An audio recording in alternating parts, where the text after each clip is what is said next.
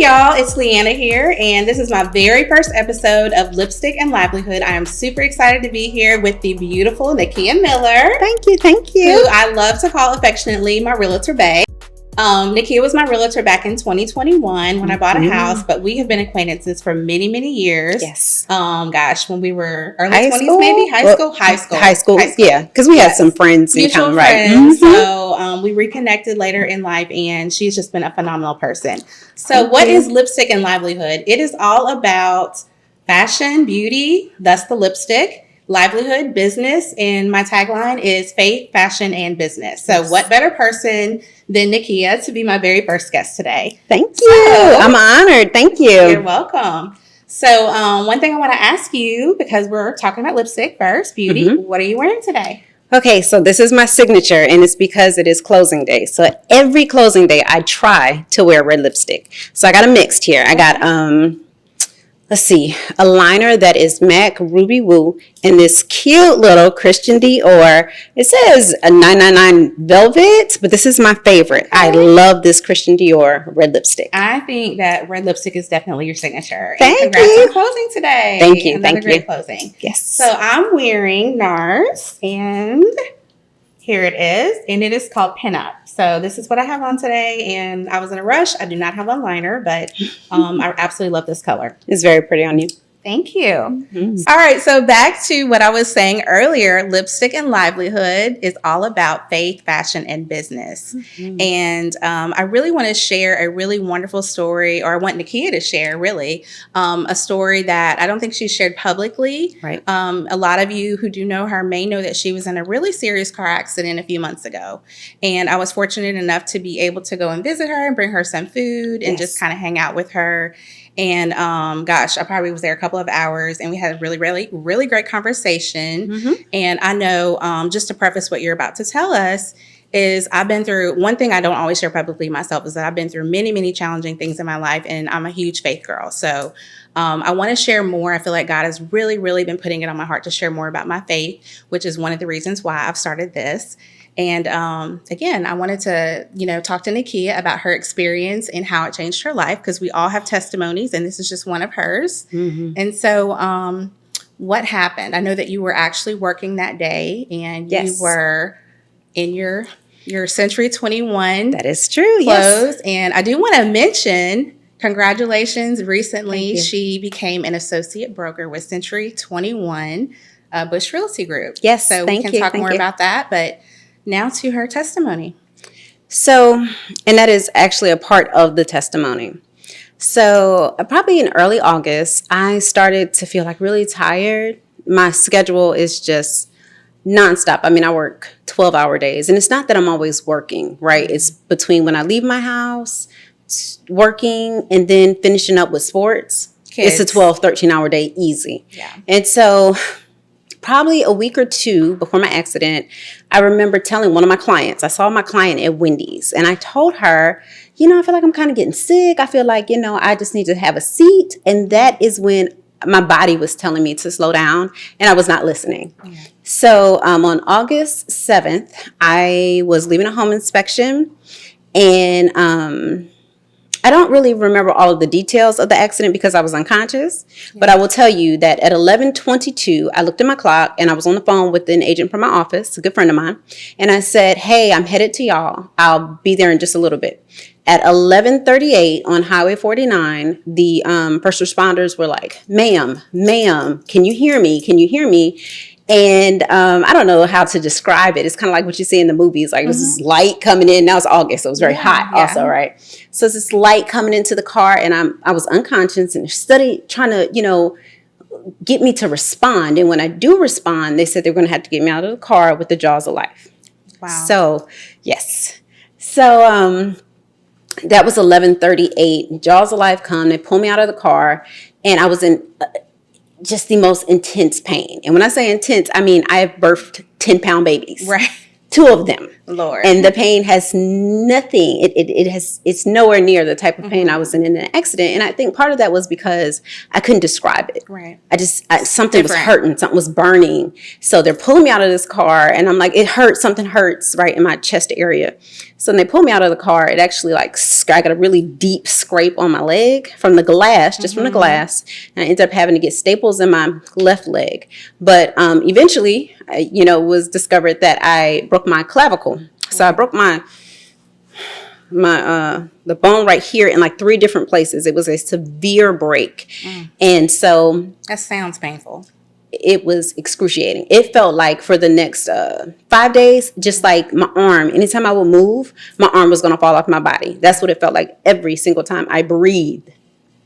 So I am on my way down to the hospital, and I'm just trying to piece it together. I have no idea what's going on. So, they're talking to me, trying to make sure that I'm coherent. What were you doing in McHenry? I was like, I have no idea. Why would I be in McHenry? Because the address that I was going to said Perk, right? So I'm not putting it together. And they're like, your mom's on her way from Houston. Why would my mom be in Houston? What are y'all even talking about? So it took a while for me to just put it all together. My mom was deployed, and she was coming home that evening, and now she's on a emergency flight back home. Wow. So I'm on my way, and I'm looking up in the car, and I'm looking at my reflection, and I asked the lady, I said, what am I wearing? And she's like, I don't know, you got on a white shirt. I was like, what does it say? And she said, I don't know, Century 21. And I said, oh, that's how I put together that I was even working that day. So I was out for 6 to 8 weeks. Yeah. I'm not supposed to do anything. And if anybody knows me, you know that 24 hours of me not doing anything is unheard of. So the testimony, all of it's a testimony. Yes. Part of the testimony was, God really gave me something else to do with my time. He had provided the time for me to slow down, test my broker's exam. And that's how I got my broker's license during that time. Thank you. I'm so excited about that. Yes. And can I interrupt? And this is something she'd mentioned to me, when we first worked together on my house, that you wanted to be a broker one day. Yes. So super, super excited and so proud of you that you were able to take the time to work towards that goal, and you're on your way. Thank you. And so I couldn't see it any other way. I don't know, living the life that I was living at the speed that I was living, I don't know when I would have taken the time, because it takes time to sit in the class and then, schedule the test. And it took that whole time. Right. Now I was doing it under extreme stress with a broken shoulder, you know what I mean? But probably on some medication. Very much so. Very, very much so. And I'll tell you, up until when I had the surgery, it's amazing what surgery can do. So I have some pins and screws in my shoulder, but when I had that surgery, it's when it started to come back together. I didn't feel like my arm was falling off anymore. So now I started to deal with a different type of pain. It was all in stages, and it took a long time. Thank God today I can say I wake up in no more pain. Thank God. Even when I got back in the swing of things, I was, able to go back working. I was in terrible pain. Could not sleep.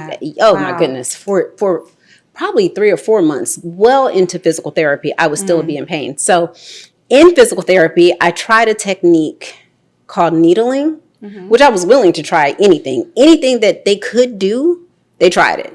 Needling was what got the blood flowing, even though I'm terrified of needles, but I was in so much pain, it didn't.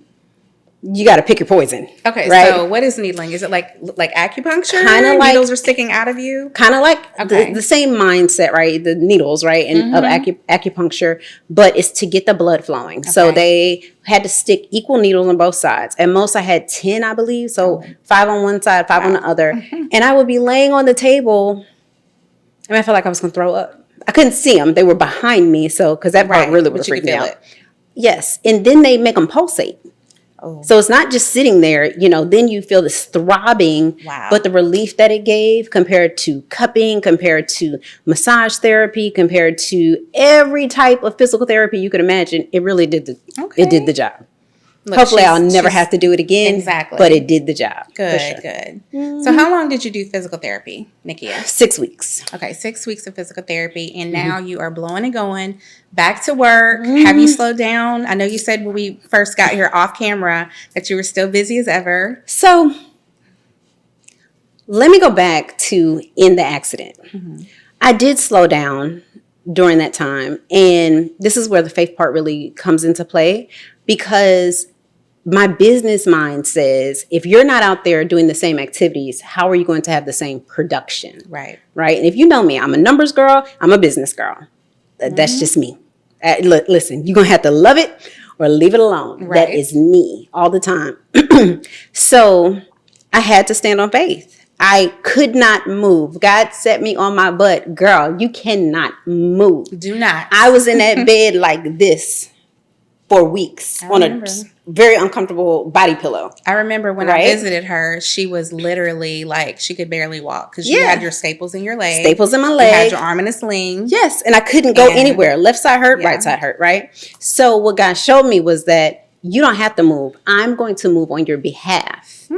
And do it. Yes, my production for that quarter was equal to or higher than my production from the previous quarter, where I was out running and killing myself. Running the streets like crazy. Now that is amazing. That is so amazing. Yes. So praise God for that, for sure. Yes. Now, it's up to me to realize that God already showed me what he could do. Right. If I sit still. And trust him.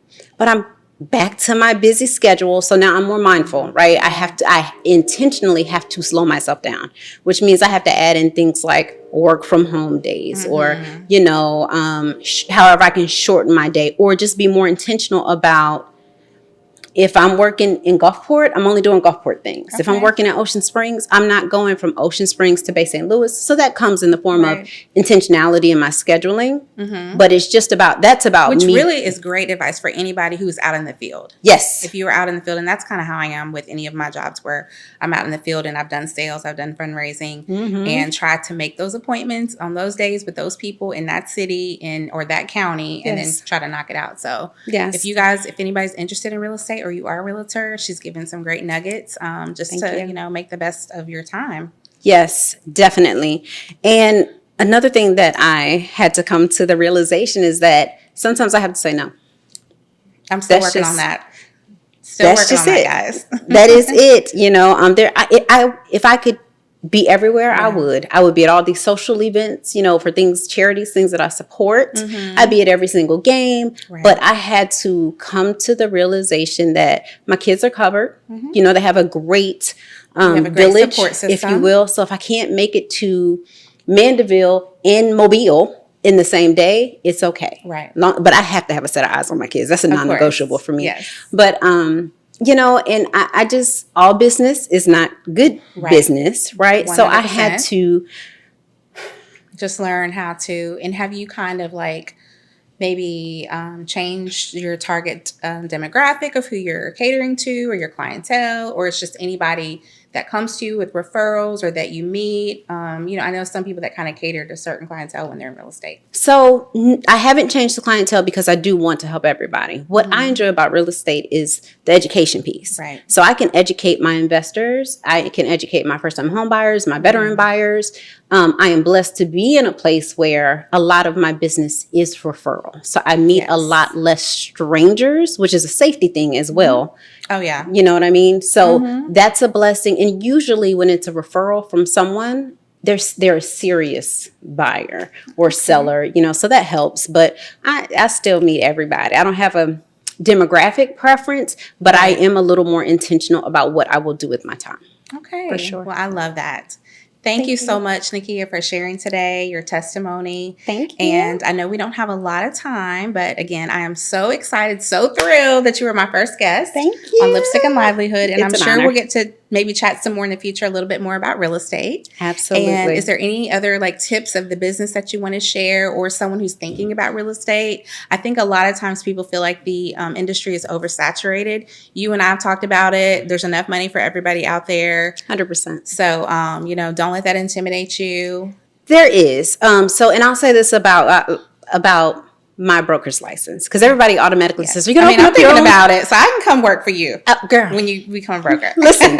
So I don't have any plans of switching brokerages right now. That's something that me and Guy got to talk about. He's got to put that on my heart. Right. But I will tell you something I am very passionate about, and that's training. Mm-hmm. So there are a lot of younger agents that come to me, "Hey, can you tell me this? How did you, and I want to be able to help everybody. Right. Right. So I more so now see myself looking for a way to share information with everyone. But when I think of owning my own brokerage, I think of like management, because that's what a principal broker does. You are managing that brokerage. I've managed. Oh, yeah. Right. And not everybody has the same vision. Exactly. Right. So for where I am right now, I more so am thinking along the lines of training, information sharing, and letting, specifically, I have a heart for young women, but whomever, know that there is enough for everybody. There are certain things, I can give you my whole blueprint, and if it works for you, have at it. Yeah. I'm not going to gatekeep information. I love to share information.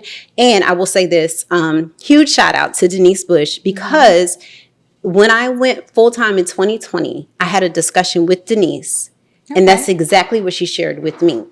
She was like, "Hey, I did this, I did this, I did this." And we talked for 1 hour. And that really changed my mindset about how to go into a competitive field, because I literally do not compete with anyone. You don't, and you don't have but to. me. Right. And I believe that even if Leanna came and did the same thing, you have your people, I have my people, and I don't have no problem with it. Right. I love it. And just remember, God has given us all gifts, and no one should have to compete with anybody else. And don't look at others as a competition. I feel like, unfortunately, we as women do that often. Yes. And so just want to encourage you, sometimes it can be intimidating when people are more successful, or they're making money, or they're just super confident. And, we all sometimes have imposter syndrome, but she's got some great advice here today. And I know you're a true girl's girl, which I feel like I am as well. Yes. So love to, continue to watch you grow. And I'm sure that you will continue to just shine bright here on the Gulf Coast. That's the plan. And again, thank you again for being my first guest. Thank you. Thank you. All right. So thank you. See you later, y'all.